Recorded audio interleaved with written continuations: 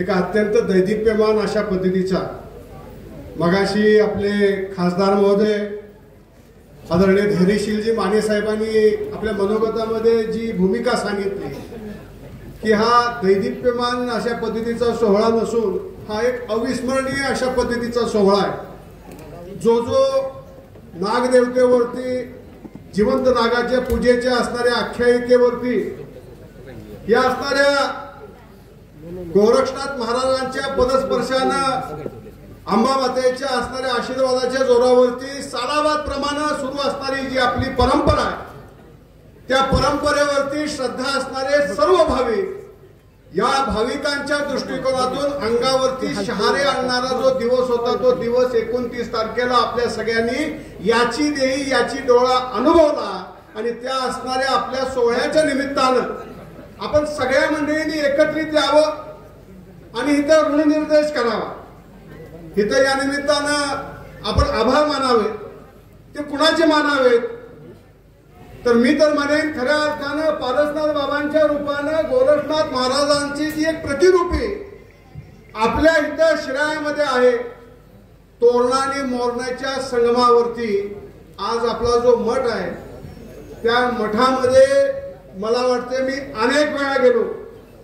कैलासवासी शिवाराव देशमुख साहेब वारल्यानंतर माझी आई सरोजिनी शिवाराव देशमुख वारल्यानंतर मी थोडासा स्वतःला पोरका समजायचो आणि त्यावेळेस खऱ्या अर्थानं माझे गुरुबंधू सन्माननीय संजय काका पाटील हे अनेक वेळा मला फोन करायचे आणि म्हणायचे की तू मठामध्ये ये पारसनाथ बाबांच्याकडे आपण बसूया तिथे ही जी तुझ्या मनामध्ये जी असणारी जी पोकळी आहे ती पोकळी काही अंशी दूर होऊन जाईल तुला कुठं ना कुठेतरी दिशा मिळेल तू आज हरवल्यासारखा वाटतोयस तू निश्चितपणे एका योग्य अशा मार्गावरती जाशील आणि तो जो सत्मार्ग होता सन्मार्ग होता गरिबांच्या विकासाचा मार्ग होता माझ्या वडिलांना अभिप्रेत असणारा जो सर्वसामान्य माणसांचा जो विकास होता तो विकास करण्याचा जो मार्ग आहे तो खऱ्या अर्थानं मला गोरक्षनाथ बाबांच्या ह्या मठामधनं मला खऱ्या अर्थानं परत एकदा मी शोधू शकलो आणि म्हणून मी आज ठरवलं मी माझ्या असणाऱ्या सर्व सहकारी जे माझे बांधव आहेत त्यांचं इथं आभार मानतो की तुम्ही माझं मन ओळखलं आणि कुठल्याही मोठ्या पुढाऱ्याच्या पेक्षा मोठा असतो तो सृष्टीकर्ता आणि सृष्टीकर्त्याचं एक जिवंत प्रतीक म्हणून पारसनाथ बाबा तुम्ही आज इथं आला मी अंतःकरणपूर्वक मी माझ्या वतीनं माझ्या कुटुंबियाच्या वतीनं मी मनापासून आपले आभार व्यक्त करतो।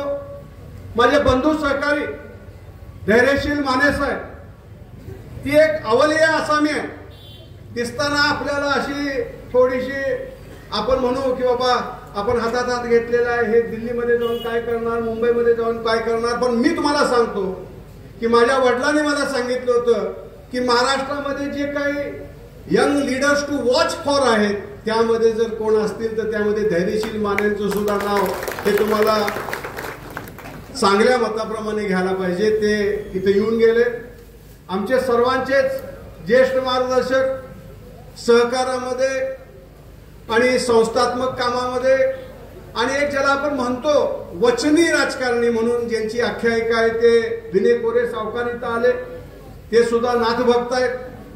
आदरणीय पारसनाथ बाबा असतील गोरक्षनाथ महाराज असतील यांच्यावरती नितांत श्रद्धा असणारे त्यांनी सुद्धा आपल्याला इथं येऊन आशीर्वाद आणि शुभेच्छा दिल्या।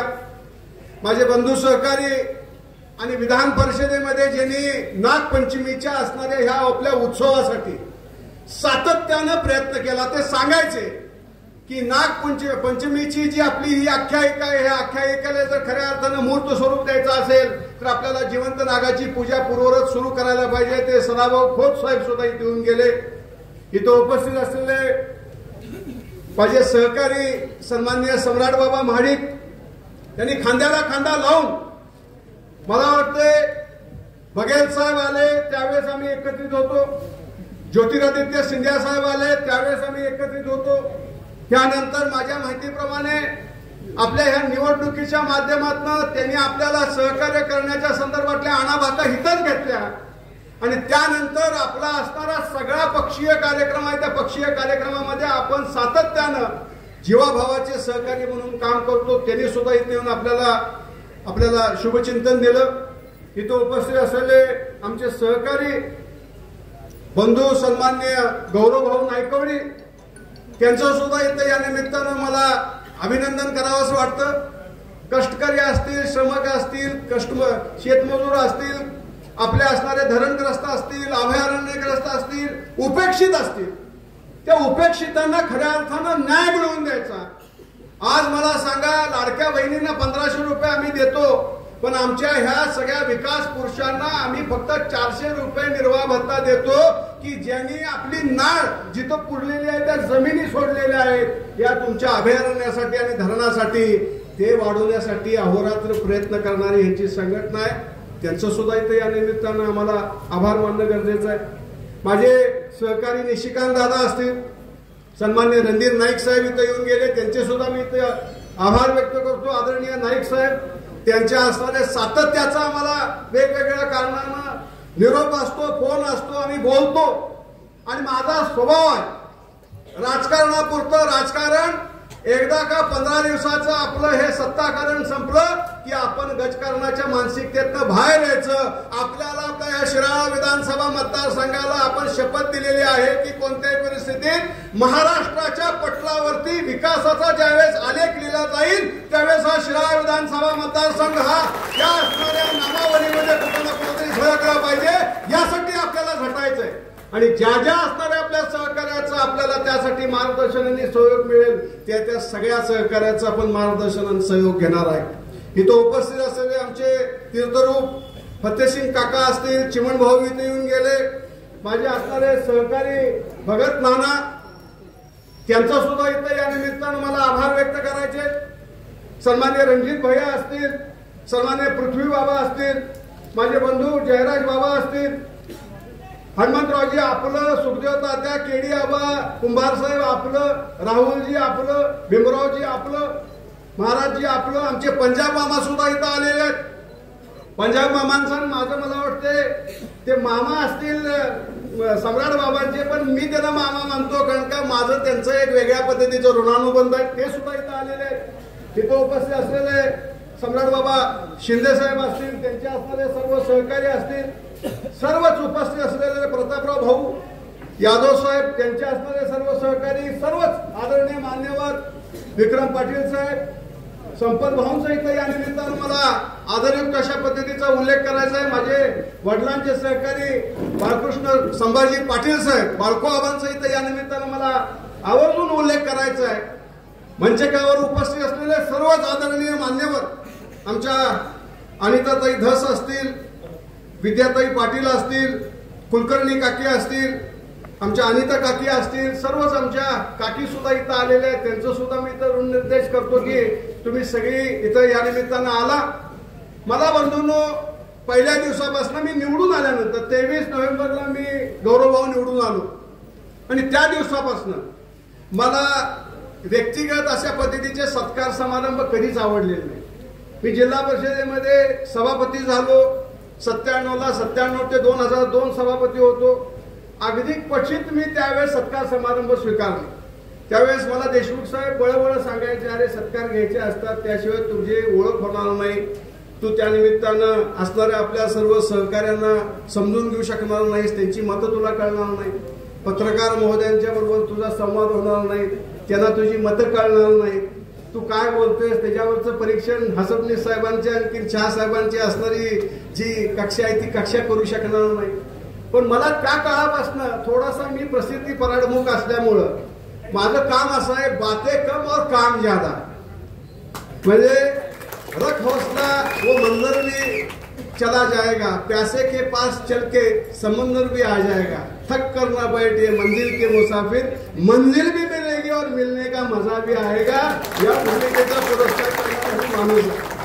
त्यामुळं मी न बोलता लोकांना वाटतं की बाबा हा काय करतो, दिल्लीला गेला, मुंबईला आहे, इकडं आहे, तिकडं आहे, पण मी जिथंही असेल त्या बदकासारखा आहे. मी आहे दिसताना मी वर्ण शांत दिसतो, पण आतनं माझे पाय एवढे हलत असतात की ते पाय हलणारे तुम्हाला कधीच दिसणार नाही. ज्यावेळेस कृती होईल, निर्णय होईल, तुमच्या हिताचा निर्णय होईल, त्यावेळेस तुम्हाला कळणार आहे की बाबा हा निर्णय कसा झाला.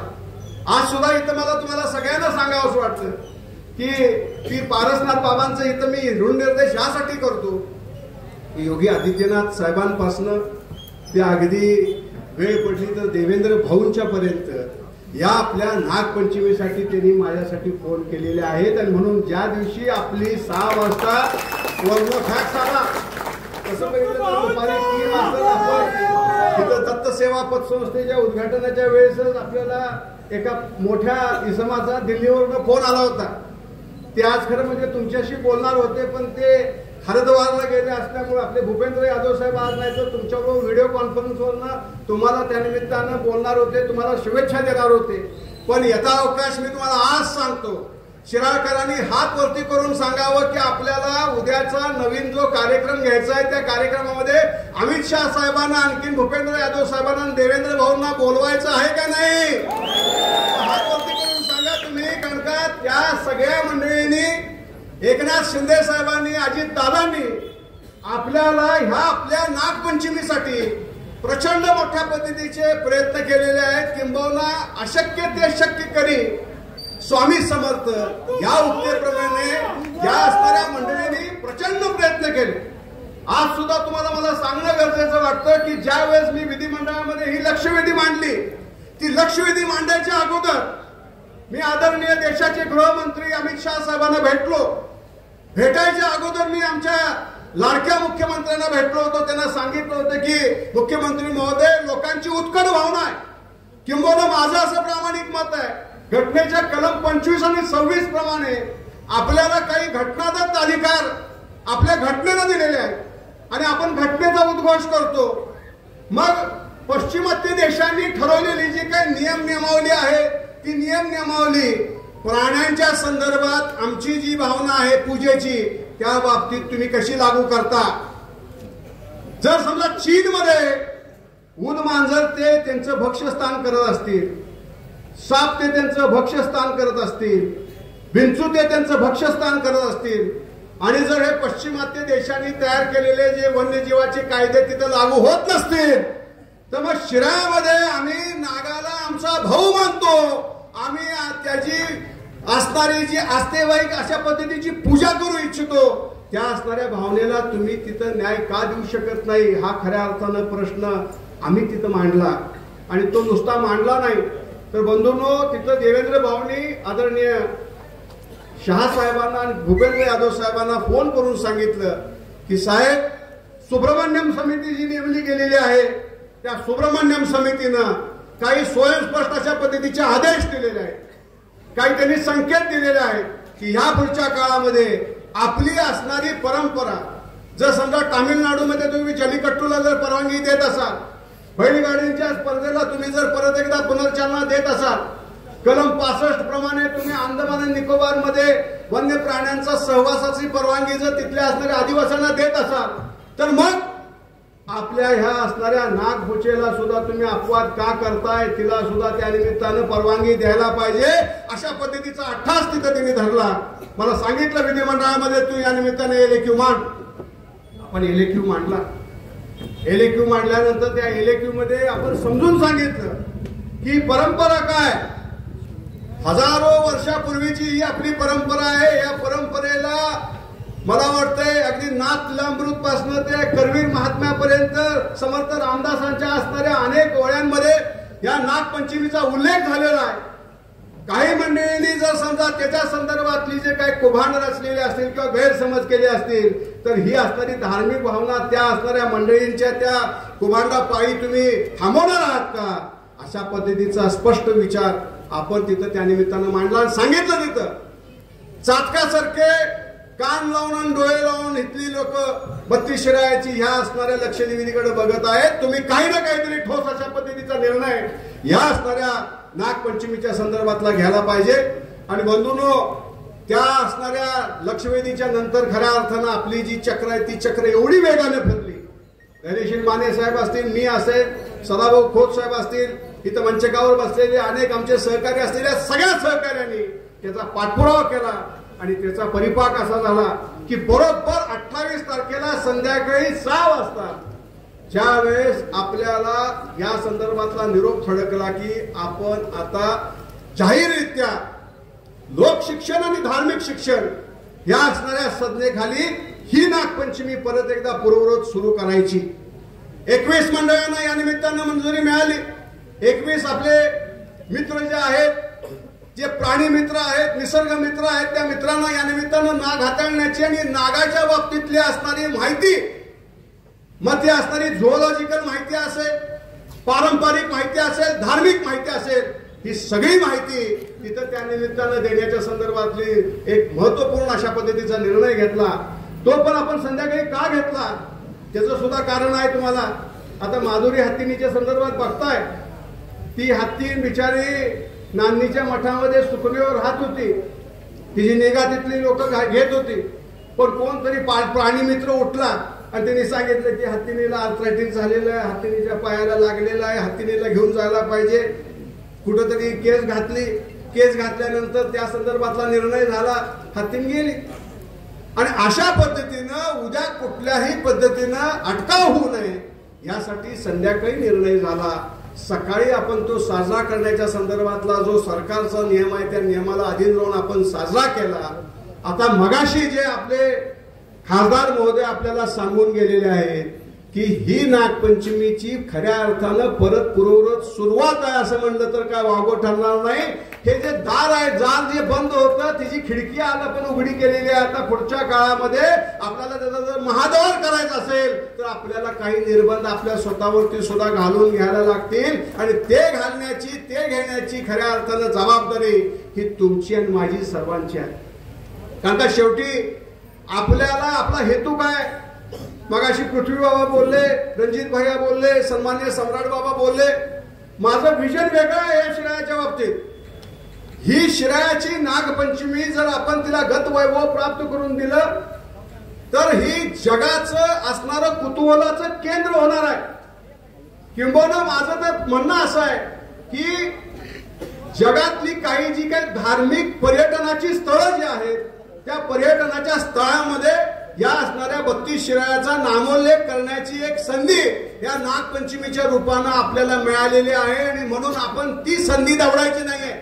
आता बाबांनी किंवा अन्य असणाऱ्या सहकार्याने मागितलं की बाबांना मैदान द्या, अन्य असणाऱ्या सुविधा द्या. एकदा का तुम्ही ह्या संदर्भातली जगविख्यात अशा पद्धतीची नागपंचमीची आपली असणारी पूजा जी आहे ती साता समुद्रापार जी होती तिच्या संदर्भातली आख्यायिका ती एकदा परत एकदा बंदता सुरू झाली की जगातील असणारी लोक इथं कुतूहलानं येतील. आणि पायाभूत सुविधा सरकार उद्या आज नाशिकमध्ये एवढ्या मोठ्या पद्धतीच्या पायाभूत सुविधा का देत आहे. आशिष शेलार साहेब 21 तारखेला आदरणीय महंत पारसनाथ बाबांचा आशीर्वाद घेण्यासाठी येणार आहेत. काय येणार आहेत ते, सिंहस्थ कुंभमेळा होणार आहे नाशिकमध्ये. सिंहस्थ कुंभमेळा नाशिकमध्ये झाल्यानंतर असणारे सगळे नाथपंथी जे आहेत ते येत आहेत आपल्याकडे शिरायाला.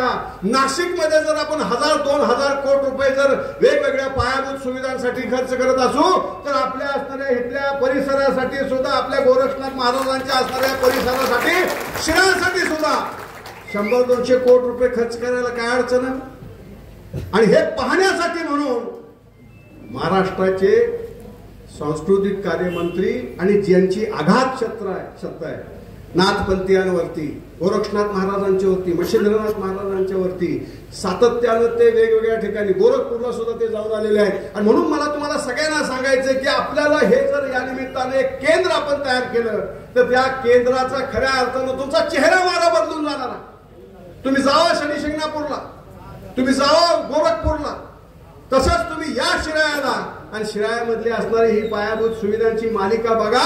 हे सांगण्यासाठी ह्या नागपंचमीच्या माध्यमातून आपण खऱ्या अर्थानं आपली जी सुरुवात झालेली आहे, परत पुनर्सुरुवात झालेली आहे, या पुनर्सुरुवातीतून खऱ्या अर्थानं आपण ती मुहूर्तमेढ लावायची. माझी तुम्हाला कळकळीची विनंती आहे शिराळकरांनो, आपण विकासाच्या संदर्भात चिंता करू नका. आज इथं काही मागण्या झालेल्या आहेत. इथलं कार्यालय असेल, इथल्या असणारे वेगवेगळ्या सुविधा असतील, मला वाटतं विकासात्मक कामांच्या बाबतीत तर अनेक सुविधा आपण दिलेल्या आहेत. रस्ते असतील, नाल्या असतील, गटर्स असतील, पूल असतील. पण आपण अजून सोमवार पेठेमध्ये चांगलं शौचालय देऊ शकलेलं नाही. त्यामुळे ते देणं, वेगवेगळ्या पातळीवरती आपल्या असणाऱ्या क्रीडांगणाच्या माध्यमातून आपली सुविधा असेल ती देणं, किंबहुना माझं प्रामाणिक मत आहे, मी ज्यावेळेस आमदार म्हणून निवडून गेलो त्यावेळेस खऱ्या अर्थानं मी पहिला प्रश्न जर कुठला मांडला असेल तर तो खुंडलापूरच्या धनगरवाड्याच्या आमच्या असणाऱ्या उपेक्षित धनगर समाजाच्या सहकार्यांसाठी मांडला। काय प्रश्न होता तो? एका बाजूला तुम्ही मुंबईमधले ठाण्यामधले असणारे प्रकल्पग्रस्त आहेत, त्या प्रकल्पग्रस्तांना तुम्ही एका 3 प्रमाणे एका 4 प्रमाणे तुम्ही त्यांच्या असणाऱ्या जमिनीची मोबदला देता, पण इथं 97ला तुम्ही त्यांच्या जमिनी एका कागदी आदेशानं ताब्यात ठेवलेल्या आहेत। 1 रुपया तुम्ही दिलेला नाही, वाजवून 1 रुपया तुम्ही त्यांना दिलेला नाही, त्यांना कुठली सुविधा मिळालेली नाही, आणि हे सगळं मांडलं आम्ही, पटवून दिलं तिथं सरकारच्या समोर। बंधूंनो, तुम्हाला सांगायला अभिमान वाटतो, सरकारनं ते मान्य केलंच की आमची अक्षम्य चूक झालेली, आम्ही हे कसं करू शकलो। सांगितलं तिथं एका बाजूला तुम्ही आमच्या असणाऱ्या अभयारण्यग्रस्त आहेत, त्या अभयारण्यग्रस्तांना तुम्ही उचलताय, कलम 4 लावताय, आणि त्यानंतर सांगताय 11, 12, 13 कलम आमची लागू झालेली नाहीत, आणि म्हणून आम्हाला तुम्हाला अन्य पद्धतीच्या सुविधा देता येत नाही। आणि इकडे तुम्ही एका बाजूनं जमीनच ताब्यात घेताय, जमिनीचा मोबदला नाही, शेतकरी सन्मान योजनेचा फायदा नाही, अन्य असणाऱ्या सुविधा नाही। बंधूंनो, तुम्हाला सांगायला अभिमान वाटतो, सरकारनं तो निर्णय घेतला की आपल्या सरकारचं जे वाईल्ड लाईफ बोर्ड आहे, त्या वाईल्ड लाईफ बोर्डनं एक महत्वपूर्ण निर्णय घेतला की खुंडलापूरच्या धनगरवाड्याची जी आपली 850 हेक्टर जमीन आहे, ती 850 हेक्टर जमीन ही उद्याच्या काळामध्ये त्यांच्या शेतकऱ्यांच्या नावावर करण्याच्या संदर्भातली प्रक्रिया सुद्धा सुरू झालेली आहे, सर्वेक्षण सुद्धा सुरू झालेले आहे, आणि लवकरात लवकर शेतकरी सन्मान योजनेचे जे पैसे आहेत ते पैसे सुद्धा त्यांच्या अकाउंटवरती येणार आहे। यथावकाश दिल्लीमध्ये जाऊन त्या संदर्भातला निर्णय आपण करू, आणखी त्या बाबतीतला सुद्धा शेवटचा टप्पा आपण मार्गी लावू। हे सगळे जे विषय आहेत, माझं प्रामाणिक मत आहे, वेगवेगळ्या पातळीवरती आज अनेक प्रश्न आहेत की आपल्या ह्या मतदारसंघाशी निगडीत आहेत, या प्रकल्पग्रस्तांचे, अभयारण्यग्रस्तांचे, धरणग्रस्तांचे काय परिस्थिती आहे। संकलन अजून झालेलं नाही तुमचं, म्हणजे जमिनी देत नाही तुम्ही तिथं, 350 स्क्वेअर मीटरचं घर तुमचं, त्या घरावरती तुम्हाला तिथं बांधून नेलेलं आहे, ह्याच्या व्यतिरिक्त छरान तुम्ही देत नाही।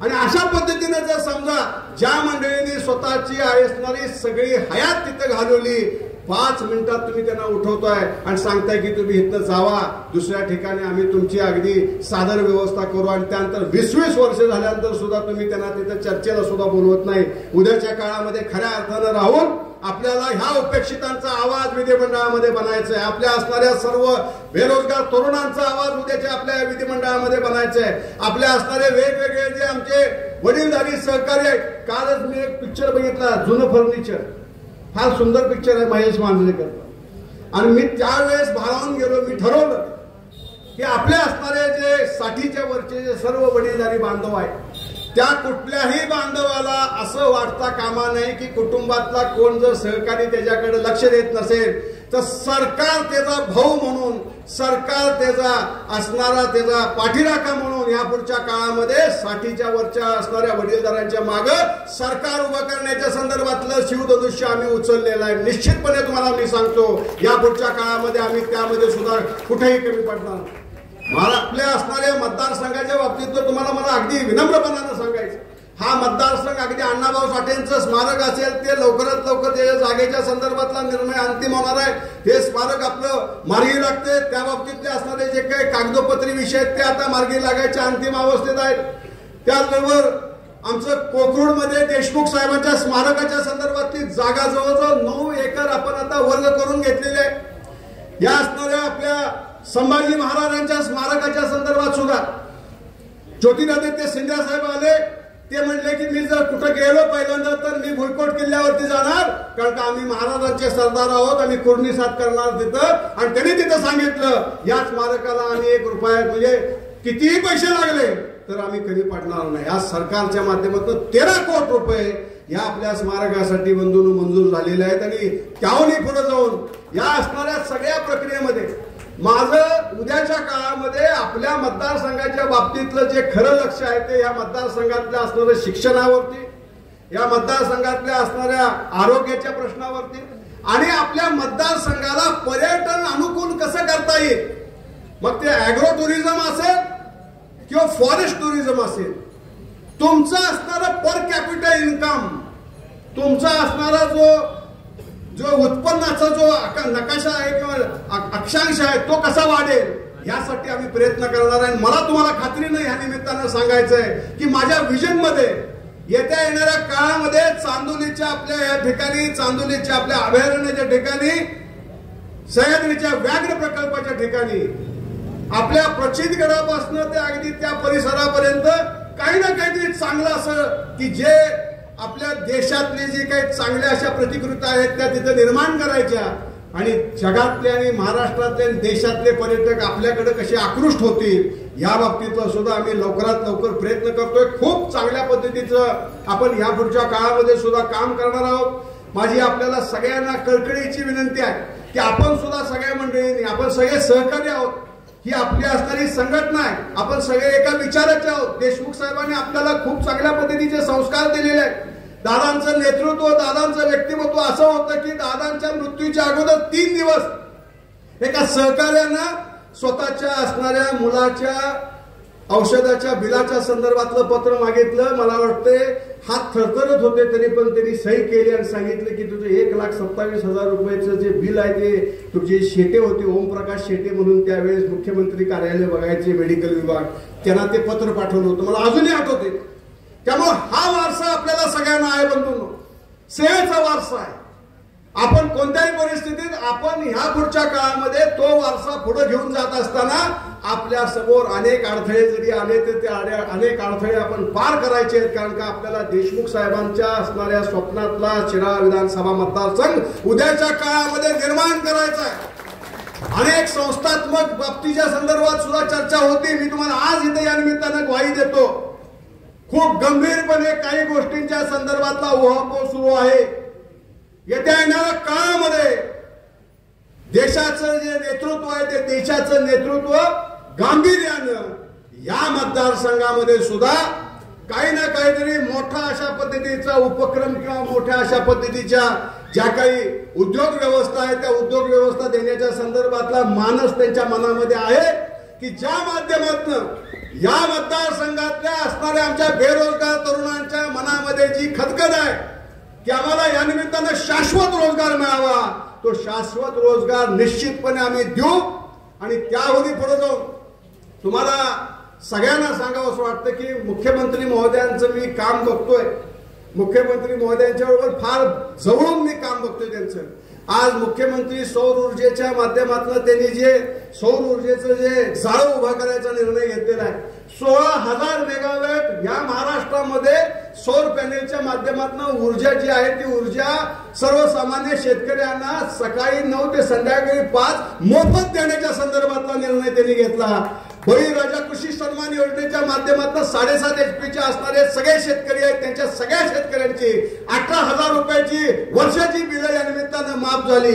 आपल्या असणाऱ्या शिराळा तालुक्यामध्ये सुद्धा नाटोली या गावामध्ये आमच्या तानाजी पाटील इथं आहे, 3.5 मेगावॅटचा आपला उपक्रम जो आहे या सौर ऊर्जेचा पायाभूत उपक्रम हा आपला नाटोलीमध्ये आता कार्यान्वित होणार आहे. कालच त्याच्या संदर्भातले जे करार मदार आहेत ते करार मदार झालेले आहेत.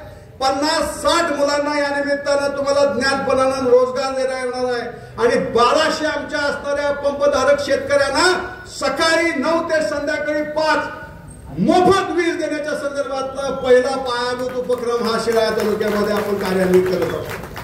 आणि जर मांगलेकरांनी आम्हाला जागा दिली, लादेवाडीला झाली म्हणजे तिथं सुद्धा 3 मेगावॅट मिळालं म्हणजे तिथं 1200. आणि जर कुठंतरी आपण प्रयत्न केला आणि तिथं जर कंदूरला आपण जोडू शकलो तर आपल्याकडेच 9 मेगावॅटची असणारं जे सौर ऊर्जेचं जे वीज आहे ती वीज या निमित्तानं आपण निर्माण करण्याचं साधन निर्माण करू शकतो. आणि बंधूंनो, माझं प्रामाणिक मत आहे, 2-5 रस्ते नाही झाले तरी चालतील, पण आपल्या लोकप्रतिनिधीकडनं निश्चितपणे तुम्ही आरोग्य असेल, शिक्षण असेल आणि ह्या असणाऱ्या पायाभूत सुविधा आहे. आज मोफत वीज तुम्हाला जर मिळाली तर मला सांगा किती मोठं आपल्याला मदत होणार आहे. सकाळची वीज जर आमच्या शेतकऱ्याला मी देऊ शकलो, किती मोठ्या पद्धतीनं शेतकऱ्याची उत्पादकता वाढणार आहे. आणि हे आपल्याला ह्या पुढच्या काळामध्ये निश्चितपणे आपल्या ह्या मतदारसंघामध्ये करायचं आहे. आणि म्हणून मला तुम्हाला सगळ्यांना कळकळीनं सांगायचं, आपण सुद्धा वेगवेगळ्या पातळीवरती आपल्या असणारे जे सगळे प्रश्न आहेत ते प्रश्न ह्या पुढच्या काळामध्ये आपण आमच्या समोर मांडा. ते प्रश्न निश्चितपणे ज्या ज्या दालनासमोर घेऊन जाता येतील त्या त्या दालनासमोर आम्ही घेऊन जाऊ. त्या दालनासमोर घेऊन जाऊन ते त्या असणाऱ्या दालनापर्यंत, त्या मंत्र्यापर्यंत, त्या अधिकाऱ्यांपर्यंत ते कसे त्यांच्या कळी उतरतील यासाठी प्रयत्नांची शिकस्त करू, वेळ पडली तर प्रयत्नांची पराकाष्ठा करू, पण तो प्रश्न जो आहे तो मार्गी लागेल अशा संदर्भातला आमचा सगळ्यांचा निर्धार असेल. हे या निमित्तानं तुम्हाला जाहीररित्या इथं या निमित्तानं मला सांगावं असं वाटतं. आपण सगळी मंडळी आज इथं आला. मला या निमित्तानं आपल्या सगळ्यांना एवढंच सांगायचंय की ह्या नागपंचमीला आपला उत्साह वेगळा होता. आपण डॉल्बीच्या माध्यमातून आपला सगळं आनंद जो आहे तो आनंद दाखवला. पण आता तात्यांसारखी जी मंडळी आहेत त्या मंडळींना आता जर समजा डॉल्बी वगैरे जर लावायचं म्हटलं तर म्हातारी माणसं आता कुठेतरी शेतात रानावनात जायला लागलेली आहे. त्यामुळे तिथं सुद्धा ह्या पुढच्या काळामध्ये काय जर साखरमध्ये काढता येतोय का ह्यासाठी पंजाब मामा आपल्याला प्रयत्न करायला लागेल की बाबा तिथं लॉडली सिस्टीम काहीतरी असती, एक बेस 2 साऊंड काय काय असते. म्हणजे तुमच्या बरोबर या तरुणांच्या बरोबर राहून मला बरंच कळायला लागलेलं आहे काय काय असते. एक तुम्हाला उदाहरण सांगतो. आमचा कदमवाडीचा उपसरपंच होता. म्हणजे स्पर्धा कशा असतात आपण मला सांगा. कुत्र्यांची शर्यत बघितलेली आहे आपण, कोंबड्यांची झुंज बघितलेली आहे, पण डॉल्बीच्या असणाऱ्या मंडळांची सुद्धा डॉल्बी कॉम्पिटिशन. आणि एकानं एवढ्यानं आवाज वाढवला, दुसऱ्याने एवढ्यानं आवाज वाढवला आणि त्यामध्ये तो पोरगा होता. त्याच्या कानाला एवढ्या मोठ्या पद्धतीने इजा झाली की त्याला जवळजवळ 4 महिने बोलायला येत नव्हतं. म्हणजे नंतर त्याच्यावरती उच्चस्तरीय उपचार आम्ही केले मुंबईमध्ये घेऊन जाऊन, म्हणून तो बोलू लागला. नाहीतर आऊच करायचा. 6 महिने झाला. मला काळजी वाटायला लागली तुम्हाला. म्हणून मला सगळ्यांना सांगावं असं वाटतं की आपण सुद्धा ह्यावेळेस आपल्याला पोलीस यंत्रणेनं खूप मदत केलेली आहे, महसूल यंत्रणेनं मदत केलेली आहे, वन खात्यानं मदत केलेली आहे. त्यांचा सुद्धा आपण सगळ्या मंडळींनी आभार मानायला पाहिजे. आणि सगळ्यात महत्वाचं म्हणजे आपले गणेश नाईक साहेबांचं इथं मनापासून आभार मानायला पाहिजे. कारण का त्यांनी 2 प्रश्न आपल्या शिराळा विधानसभा मतदारसंघाशी निगडीत आपले सोडवलेले आहेत. एक म्हणजे खुल्लापूरच्या आणखीन धनगरवाड्याच्या आमच्या शेतकऱ्यांच्या जमिनीवरचे जे बोजे आहेत ते बोजे सरकारनं दाखल केलेले ते कमी करण्याच्या संदर्भाचा निर्णय असेल. आणि दुसरा नागपंचमीच्या आपल्या असणाऱ्या ह्या निर्णयासाठी अहोरात्र कष्ट त्यांनी केलेलं आहे. त्यांचं सुद्धा या पुढच्या काळामध्ये आपण निश्चितपणे एक बोलवून घेऊन त्यांचा आपण सत्कार करायचा. एवढं या निमित्तानं आपल्या सगळ्यांना या कार्यक्रमाच्या निमित्तानं मला सांगावं असं वाटतं. आपण सगळी मंडळी आज इथं आवर्जून आला. आपलं पूर्ण गावामध्ये आपण फिरलो उत्साहानं. प्रत्येकानं आपल्या असणाऱ्या ह्या कार्यक्रमाच्या निमित्तानं आम्हा सगळ्या मंडळींचं इथं स्वागत केलं, सत्कार केला. त्याबद्दल मी मनापासून आपल्या सगळ्यांचे आभार व्यक्त करतो. असंच प्रेम आपण एकामेकांच्या वरती अशा या पुढच्या काळामध्ये सुद्धा ठेवूया आणि मोठ्या पद्धतीनं या मतदारसंघामध्ये चांगली कामं करूया अशा पद्धतीची अपेक्षा व्यक्त करतो. पारसनाथ बाबांचे परत एकदा आभार व्यक्त करतो. थांबतो. जय हिंद, जय महाराष्ट्र.